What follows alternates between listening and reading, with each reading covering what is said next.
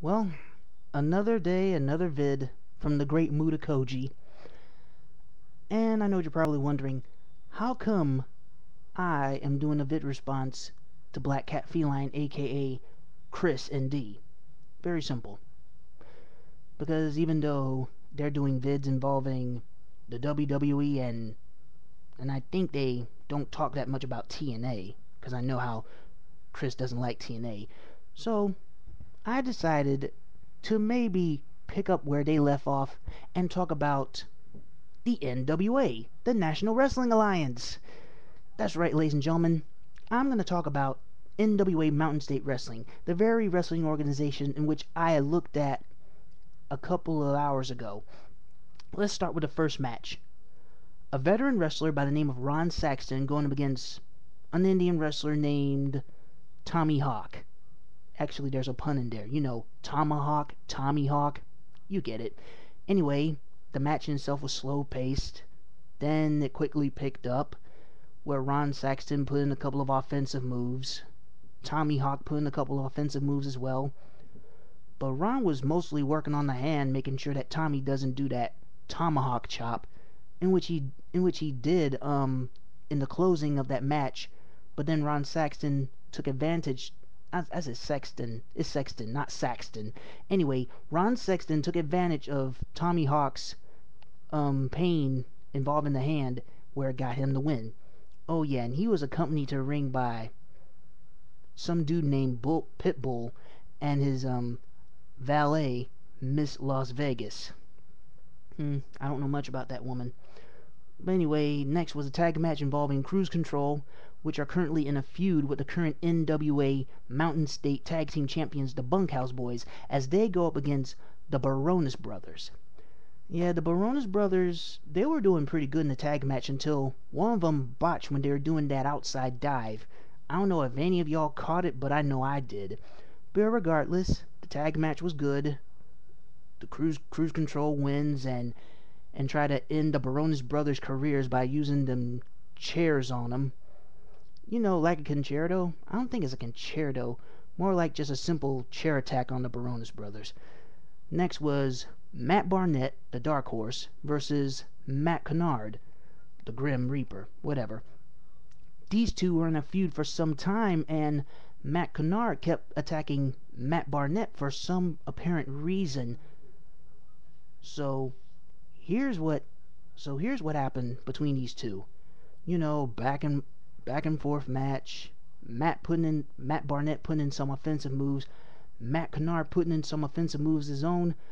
But in the end, Matt Kennard won by crook because, you know, he pulled the tights on Matt Barnard. But I think he's in contention for the NWA Mountain State Junior Heavyweight Champion, or whichever title they're going after. This ticks off Matt Barnett, in which causes him to hit the referee because the referee didn't see it. That was my dad, folks. Anyway, the main event, Scotty Reigns, NWA Mountain State Television Champion, along with Ricky Shane and the Maestro of Wrestling, who is still on his quest to obtain the NWA World Heavyweight Championship, which is now in possession of Colt Boom Boom Cabana. But we'll talk about that later. Anyway, these three are going up against the new NWA Mountain State Heavyweight Champion, the Psycho Superman, Carl. He almost looks like Master Bubba. I should call him Master Bubba's long-lost brother. Anyway, he, along with Marcus and Andy Awesome, they're all in a six-man tag match. Great back-and-forth action between all six of these men. But in the closing match, Chance Prophet tries to interfere in the match, trying to spew some mist in the face of Stroh, but instead hits Carl with the mist, which gives Stroh the advantage of putting in that crossface, making Carl tap out. And after the match, Chance Prophet and Stroh attack each other. See, this battle between the Maestro, the Stroh, you know, the Maestro of Wrestling, and Chance Prophet, the current NWA Dog Pound Champion and NWA National Heavyweight Champion. He's a two-time National Heavyweight Champion now. Yeah, this battle between these two is far from over. Now, I just wish the Maestro of Wrestling would come to NWA Smoky Mountain and make an appearance there. Because I know Chance Prophet will, maybe. But they need to think about it. Because anyway, the organization that used to be Championship Wrestling Alliance is now NWA Smoky Mountain Wrestling. So I'm thinking these two organizations, NWA Mountain State Wrestling and NWA Smoky Mountain Wrestling. Did I say Mountain State twice? Well, y'all remind me if I did that. But anyway, as I was saying, NWA Mountain State Wrestling and NWA Smoky Mountain Wrestling. These two organizations need to be feuding against each other. They need to have a nice little feud or whatnot. I just hope they do. Now, I did look at NWA Hollywood yesterday, where Natural Selection are now have Percy Pringle III, aka Paul Bearer, in their corner again. Because I'm thinking a couple of years ago, Percy Pringle III was the manager of Natural Selection before they were the NWA Heritage Tag Team Champions. And now that they are Tag Team Champions, they once again have Percy Pringle III in their corner as they went up against Young Hollywood, who gained some victories over Natural Selection, but they were finally ready for Young Hollywood because they knew what they expect, because they fought them a couple of times, which in the end gives them the win over Young Hollywood, because they got some, what was it now, I'm trying to think, wins over a couple of tag teams via DQ, and they were undefeated, but now they are defeated thanks to Natural Selection. I just hope we can be able to see that tag match involving them and the Rockness Monsters, who have been waiting for months on end to get their rematch for those tag titles, which they lost to the Natural Selection. But I'm thinking they're going to have to wait, because they're going to put those belts up on the line against Colt Boom Boom Cabana and Joey Ryan, the very guys they attacked during that talk show segment with James Morgan. I think that's his name. If that's not his name, remind me who he is.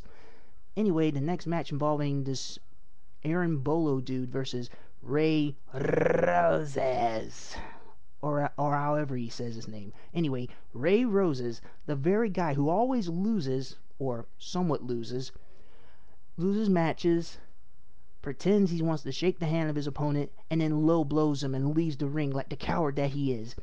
Anyway, again he loses to Bolo, tries to shake the hand of his opponent, until Peter Avalon and Rico Dynamite, along with the lovely Sylvia, they attacked Bolo, and he was about to get low blowed again until Famous B and, I'm thinking, Jerry Hellman appeared for the save. And you're wondering, how come Peter Avalon is fighting alongside Ray Roses and Rico Dynamite? Simple. Ever since Adam Pearce lost the NWA World Heavyweight Championship, Austin Aries, Joey Chaos, and Peter Avalon hadn't heard no word from him. So, Austin Aries decided to split the standard and go about their separate ways. In other words, Austin Aries wants to focus on getting that one final win from Scorpio Sky.